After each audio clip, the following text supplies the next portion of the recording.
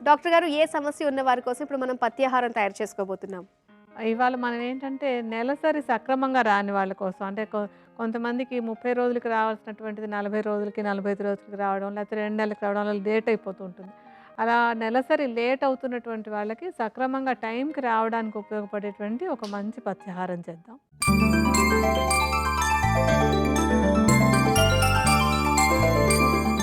నెలసరి సక్రమంగా రాని వారి కోసం పథ్యాహారం తయారు చేసుకోవడానికి కావాల్సిన పదార్థాలు ఏంటో చూద్దాం.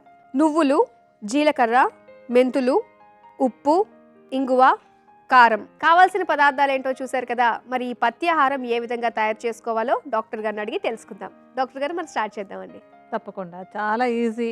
అన్నీ ఇంట్లో ఉండేటువంటి పదార్థాలే చేసుకోవడం కూడా అంతకంటే ఈజీగా ఉంటుంది. దీనికి మొట్టమొదట ఏంటంటే మనం తీసుకోవాల్సినటువంటిది నువ్వులు. ఈ నువ్వులు నెలసరి సక్రమంగా రావడానికి చాలా చక్కగా ఉపయోగపడేటువంటివి. ఎందుకంటే ఇందులో ఈ నువ్వుల్లో ఐరన్ ఒకటి బాగా ఉంటుంది. దాంతో పాటుగా ఫైటో హార్మోన్స్ అంటాం.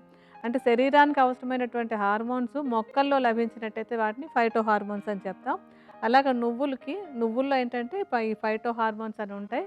శరీరంలో కొంచెం వేడిని అది పుట్టించి నెలసరి సక్రమంగా రావడానికి నువ్వులు చక్కగా ఉపయోగపడుతుంది. నువ్వుల్ని వేయించాలి. వేయించేసి ఒక చూర్ణలాగా అంటే పొడిలాగా నువ్వుల పొడిలాగా చేసేసుకోవాలి. అలా చేసినటువంటి నువ్వుల పొడిని 100 గ్రాముల పరిమాణంలో తీసుకోవాలి.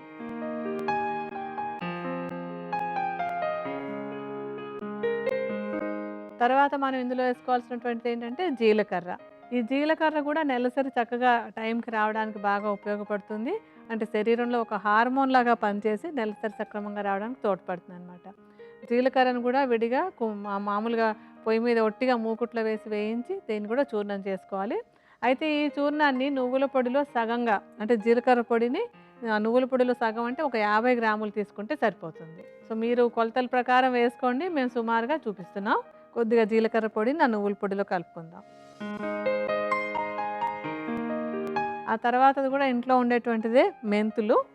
మెంతులు కూడా ఏంటంటే నెలసరి సక్రమంగా రావడానికి బాగా ఉపయోగపడుతుంది. ఇది కూడా ఒక హార్మోన్ లాగా ఉపయోగపడి శరీరంలో ఏమైనా పీసీఓడి లాంటి ప్రాబ్లమ్స్ ఉంటే కూడా దాన్ని కూడా తగ్గించి నెలసరి సక్రమంగా రావడానికి ఉపయోగపడేటువంటి ద్రవ్యం ఇది.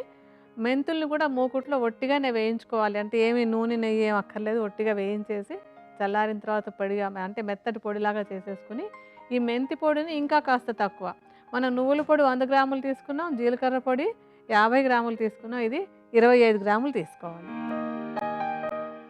ఇందులో మనం కొంచెం ఇంగువ కూడా కలుపుతున్నాం. ఇంగువ కూడా నెలసరి సక్రమంగా రావడానికి ఉపయోగపడేటువంటి ఒక మంచి సహజ సిద్ధమైనటువంటి ద్రవ్యం. ఇది కూడా ఒక ఫైటో హార్మోన్ లాగా పనిచేసి నెలసరి క్రమంగా రావడానికి గర్భాశయం మీద తర్వాత అండాశయాల మీద మంచి ప్రభావాన్ని చూపిస్తుంది. ఇంగువని ఒక పావు చెంచాడు వేసుకుందాం. తర్వాత ఇంకేంటంటే దీన్ని రుచిగా ఉండడం కోసమని కాస్త ఉప్పు, కొంచెం కారం. మనకి ఇష్టాన్ని పట్టుకొని కొద్దిగా కారం ఒక అర చెంచాడు వేసుకోవచ్చు. ఉప్పు కూడా రుచికి సరిపోయేటట్టుగా ఒక పావు చెంచాడు అట్లా వేసుకోవచ్చు. సో ఇప్పుడు మనకు కావాల్సినటువంటి పదార్థాలన్నీ అంటే నువ్వుల పొడి, తర్వాత జీలకర్ర పొడి, మెంతి పొడి, కొంచెం ఇంగువ, ఉప్పు, కారం అన్నీ వేసుకున్నాం కదా. అన్నీ కలిపేసుకోవాలి బాగా కలిసిపోయేలాగా.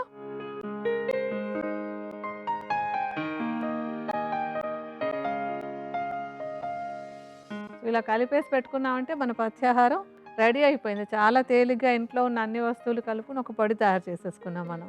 అంటే దీన్ని ఏ విధంగా వాడుకోవాలంటారు? అంటే ఇప్పుడు ఏంటంటే ఇది ఆహారంలో తీసుకోవాలి మనం.